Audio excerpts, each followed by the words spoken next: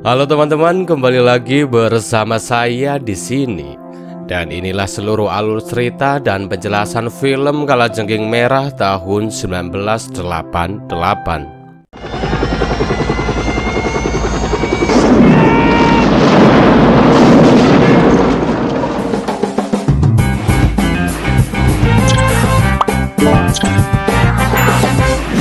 Nggak bisa bahasa Inggris.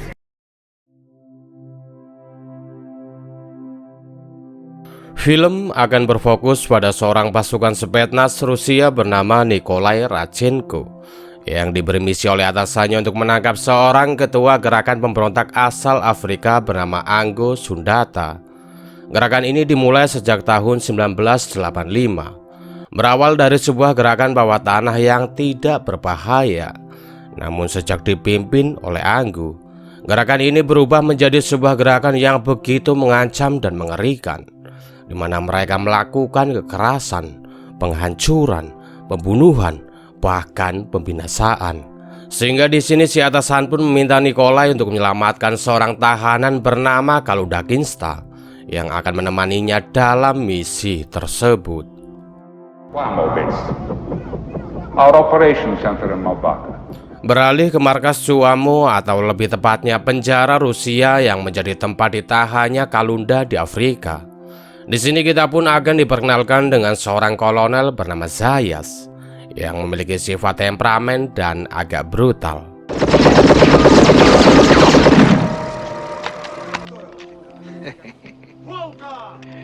Malam itu di markas Suamo, Nikolai pun sengaja membuat masalah dengan beberapa petugas di tempat tersebut, di mana ia pun sengaja melakukan hal itu agar ia dijebloskan ke penjara dan bisa menyelamatkan Kalunda.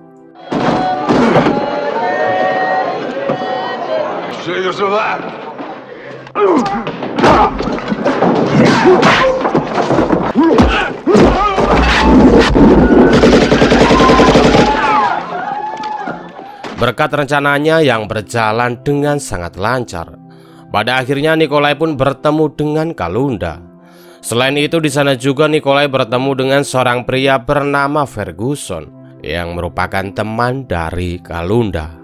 Di mana saat para penjaga datang dan akan mengeksekusi Kalunda serta Ferguson, Nikolai pun dengan cepat menghabisi si penjaga dan berusaha membawa mereka kabur. Namun sayang saat mereka sedikit lagi hampir berhasil kabur, seorang penjaga mengetahui Nikolai dan kawan-kawan yang bonek di sebuah truk.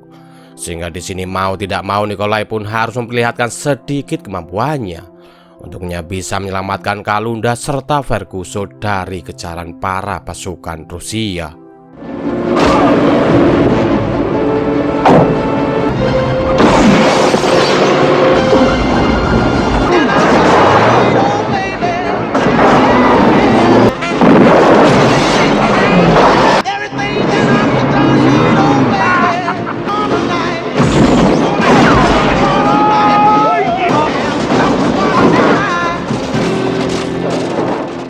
Kecelakaan yang mereka alami membuat Nikolai harus mutar otak mengenai bagaimana caranya mereka bisa lolos dari kejaran pasukan Rusia, di mana dengan IQ yang di atas rata-rata, Nikolai pun memasang sebuah bom dan sengaja meledakkan truk itu agar pasukan Rusia mengira jika mereka telah tewas bersama dengan ledakan tersebut.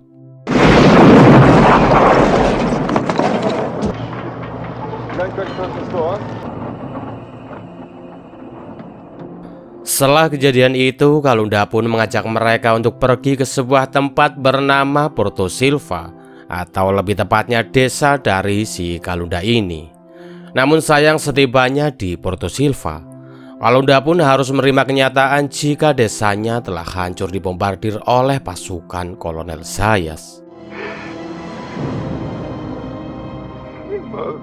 Ferguson yang merupakan seorang reporter asal Amerika ini pun ia langsung mengambil alat perekam suara dan memberitakan jika sebuah desa bernama Porto Silva telah dihancurkan oleh Rusia. Yang mana di tengah kesedihan yang dirasakan oleh Kalunda, di sini tiba-tiba ia dihampiri oleh istrinya yang bernama Noi yang ternyata masih selamat. Di momen ini Moe yang melihat Nikolai, ia pun langsung menyerangnya. Yang mana semua itu nggak lepas dari rasa traumatik Noe atas pembantaian yang telah dilakukan oleh pasukan Rusia.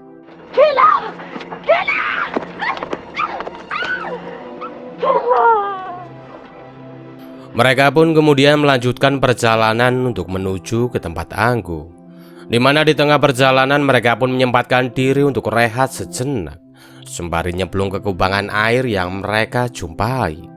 Namun belum juga Nikolai sempat merasakan segarnya air itu, tiba-tiba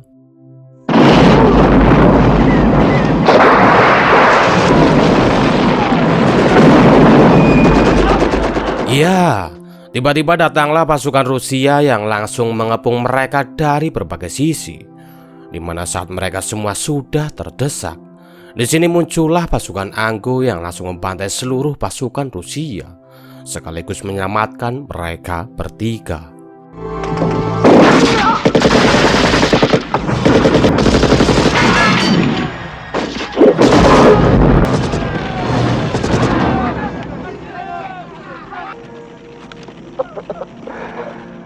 Singkatnya, setibanya di markas Anggu, Kalunda dan Ferguso mereka pun disambut sangat meriah oleh seluruh pasukan maupun warga yang ada di sana, layaknya seorang pahlawan yang habis pulang berperang.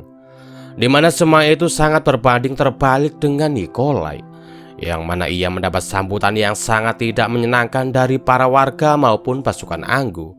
Di mana semua itu nggak lepas dari para warga di sana yang menganggap si Nikolai ini adalah musuh, karena ia masih menggunakan seragam pasukan Rusia.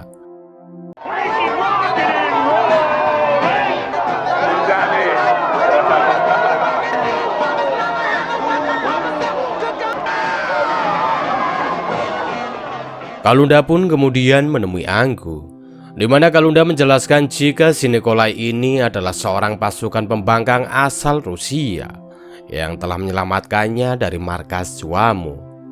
Anggo yang mendengar penjelasan itu, di sini ia pun mengucapkan terima kasih kepada Nikolai dan memintanya untuk menginap di sel tahanan demi keselamatannya. Yang mana hal itu pun membuat Nikolai keheranan, kenapa orang baik seperti Anggo ini bisa menjadi target utama pihak Rusia. Karena jika dilihat dari penampilan serta gaya bicara si Anggo ini, ia nampaknya bukanlah orang jahat seperti apa yang dikatakan oleh atasannya di awal film.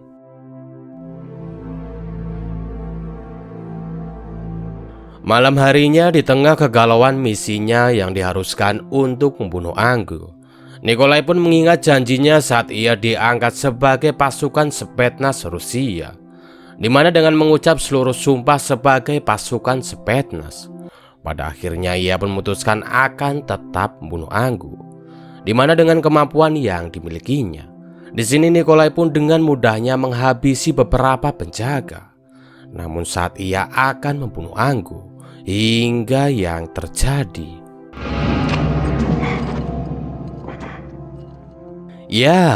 ternyata Anggo telah mengetahui jika si Nikolai ini sengaja berpura-pura menyelamatkan Kalunda agar ia bisa menemui sekaligus membunuhnya. Sehingga atas hal itu di sini Anggo pun sengaja mengembalikan Nikolai kepada pihak Rusia agar pihak Rusia tidak bisa mendeteksi di mana keberadaan markas pasukan pemberontaknya yang baru, karena mereka akan segera pindah dari markas lama mereka.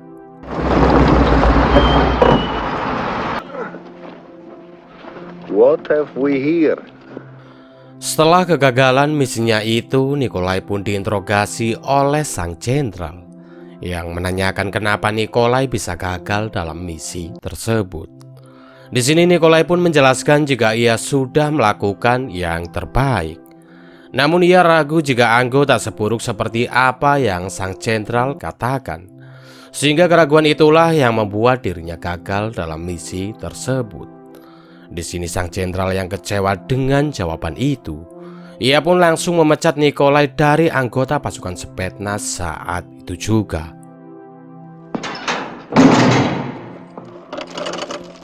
Gak lama dari itu muncullah Kolonel Zayas yang mengabarkan kepada Nikolai jika ia telah diberi perintah oleh sang jenderal untuk mengeksekusi dirinya. Di sini Nikolai pun hanya terdiam tanpa mengeluarkan sepatah kata apapun. Hingga saat pasukan Zayas mulai menancapkan beberapa jarum ke tubuh Nikolai, hingga yang terjadi.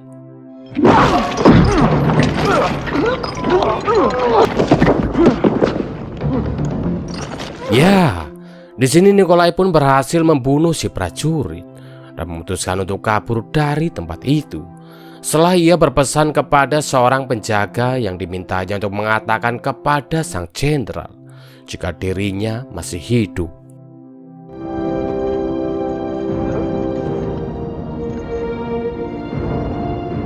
Nikolai yang kehilangan kesadaran, ia pun dibangunkan dengan suara pesawat tempur Rusia yang ternyata sedang mencarinya. Namun beruntung saat itu karena tubuh Nikolai yang terkubur oleh pasir. Hal itu membuat pasukan Rusia nggak melihatnya dan lewat begitu saja. Namun sayang setelah lolos dari pasukan Rusia yang sedang mencarinya, tiba-tiba Nikolai diantup oleh seekor kalajengking yang membuatnya harus kembali kehilangan kesadaran.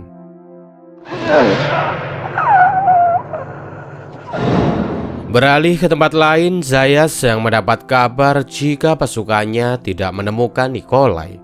Di sini ia pun langsung ngamuk ambek-ambekan kepada prajuritnya dan meminta mereka untuk segera menemukan Nikolai entah bagaimanapun caranya. Kembali kepada Nikolai yang masih pingsan. Di sini ia pun ditolong oleh suku pedalaman Afrika yang dengan baik hati membawa serta mengobati seluruh luka yang ada di tubuh Nikolai.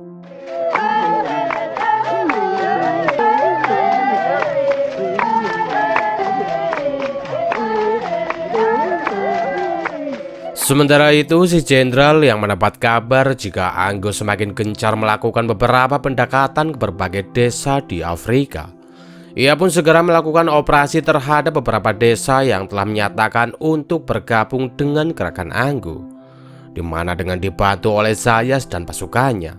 Dengan kejinya mereka pun langsung membakar seluruh warga desa yang telah bergabung dengan gerakan Anggo.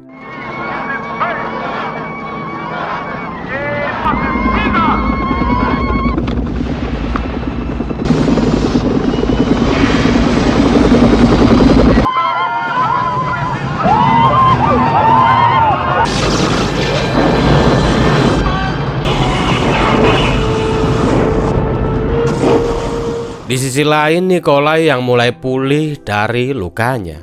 Ia pun mengucapkan terima kasih ke seorang suku pedalaman Afrika yang telah menolongnya. Ia bernama Gao, di mana selain mengobati serta merawat Nikolai, di sini Gao juga membuatkan sandal jepit ala Afrika agar si Nikolai ini tidak merasakan kepanasan saat berjalan di tanah Afrika yang begitu gersang.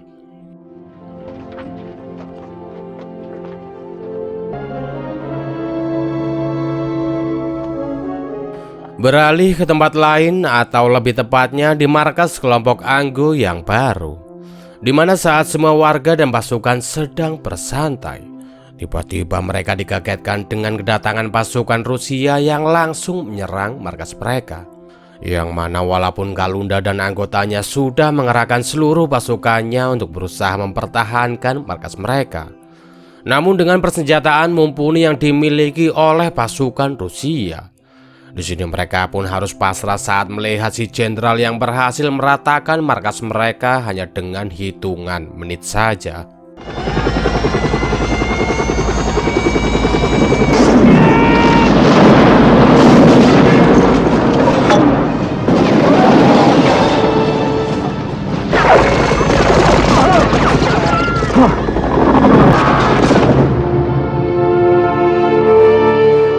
Kembali kepada Nikolai yang sedang berburu seekor babi ditemani oleh Gao. Di sini Gao yang melihat Nikolai berhasil menangkap seekor babi. Di malam harinya ia pun membuat sebuah tato bergambar kalajengking di dada Nikolai, di mana tato itu sendiri adalah simbol bagi suku pedalaman Afrika, bagi seorang pemburu.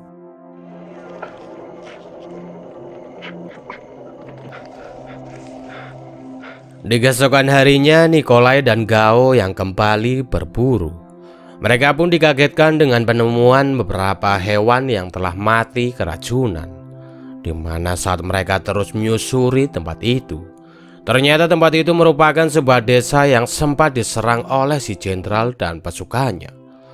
Di mana di sana terlihat banyak sekali warga yang tidak bersalah menjadi korban atas keserakahan si jenderal yang ingin menguasai tanah Afrika. Di momen ini Nikolai yang merasa bersalah atas semua pembantaian ini. Ia pun memutuskan akan menebus dosanya dengan membantu kelompok Anggu untuk mengusir pasukan Rusia dari tanah Afrika.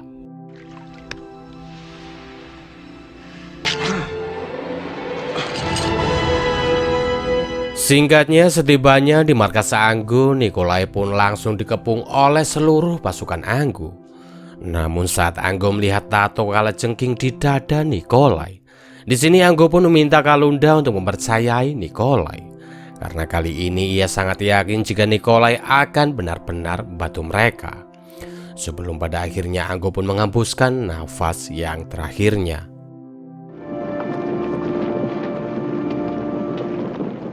Di keesokan harinya, dengan dibantu oleh Nikolai, Kalunda serta seluruh pasukannya pun langsung melakukan penyerangan ke markas Zuamu, di mana dengan tekad dan motivasi untuk mendapatkan kemerdekaan.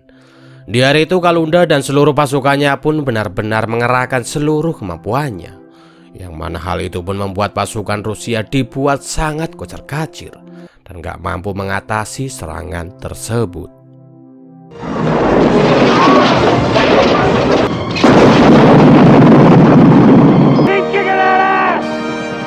Di momen ini Nikolai yang melihat si jenderal akan kabur. Ia pun langsung memberondong heli itu hingga jatuh. Di sini Nikolai pun kemudian menemui si jenderal dan langsung membunuhnya untuk balaskan dendam atas apa yang telah si jenderal lakukan kepadanya, sekaligus hukuman bagi si jenderal yang telah melakukan penindasan terhadap rakyat Afrika di tanahnya sendiri. Pada akhirnya, setelah semua kejadian itu, kini rakyat Afrika pun sepenuhnya mendapat kemerdekaannya, di mana semua itu pun gak lepas dari bantuan Nikolai yang rela mengkhianati negaranya sendiri demi menegakkan sebuah keadilan. Sekian video kali ini, terima kasih bagi kalian yang telah mendengarkan sampai selesai. Saya Indra undur pamit. Assalamualaikum warahmatullahi wabarakatuh, dan sampai jumpa di video berikutnya. Bye bye.